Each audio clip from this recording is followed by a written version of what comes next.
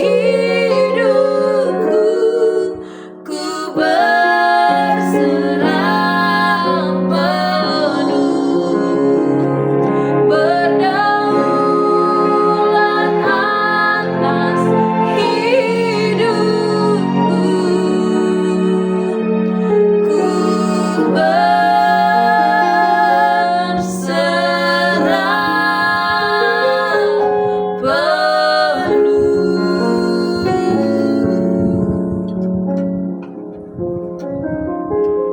Engkaulah Tuhan, Engkaulah Raja kami, Engkau yang berdaulat atas hidup kami Tuhan. Kami mau berserah penuh hanya kepada Tuhan. Kami mau menaruh harap kami hanya kepada Tuhan. Terima kasih Tuhan Yesus untuk kesempatan hari ini.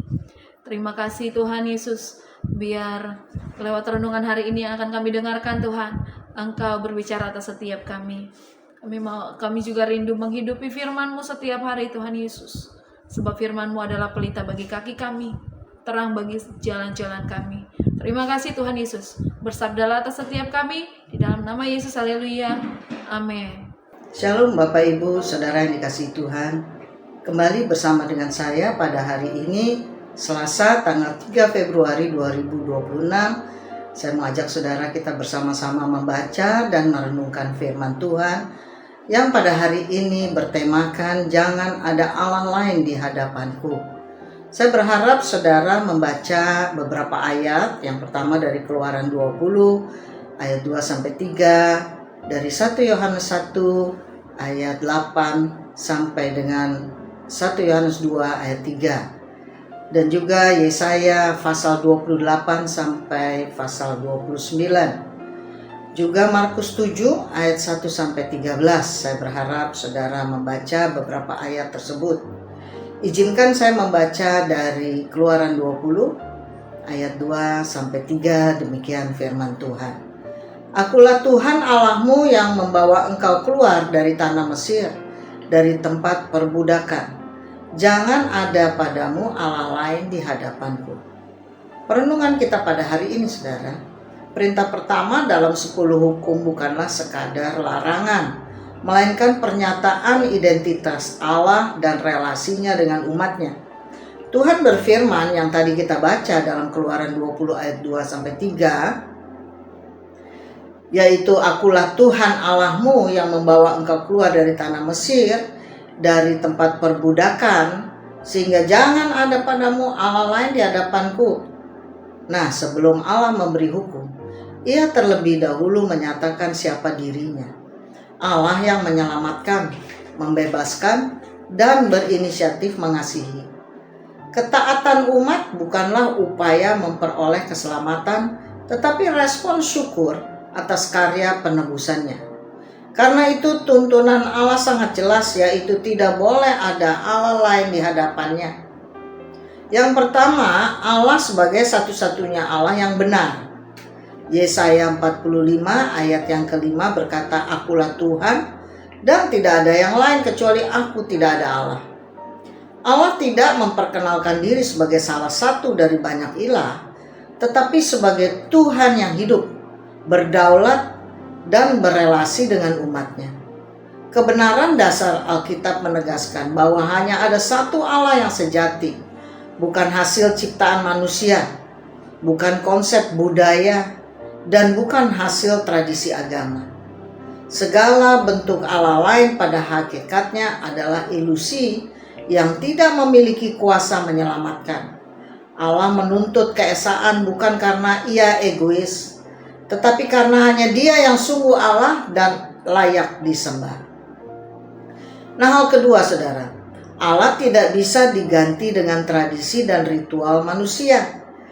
Dalam Markus 7 ayat 6-8 berkata, perintah Allah kamu abaikan untuk berpegang pada adat istiadat manusia. Yesus dengan tegas menegur orang-orang Farisi karena mereka menggantikan perintah Allah dengan tradisi manusia. Tradisi rohani, ritual ibadah, dan kebiasaan gerejawi biasa menjadi Allah lain ketika lebih diutamakan daripada ketaatan sejati kepada Allah.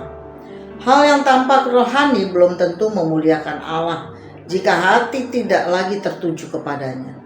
Allah tidak mencari formalitas ibadah, tetapi hati yang tunduk dan setia kepada kebenarannya.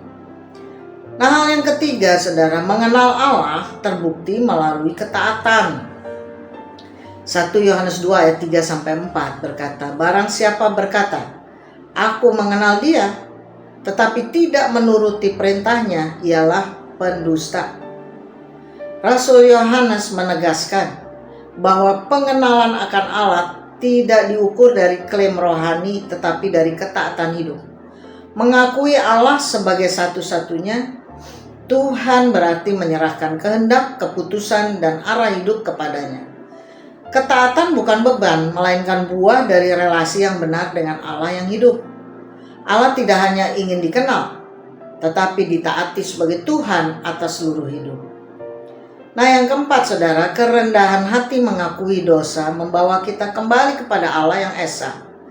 Dalam 1 Yohanes 1 ayat 8 berkata, jika kita berkata bahwa kita tidak berdosa, maka kita menipu diri kita sendiri.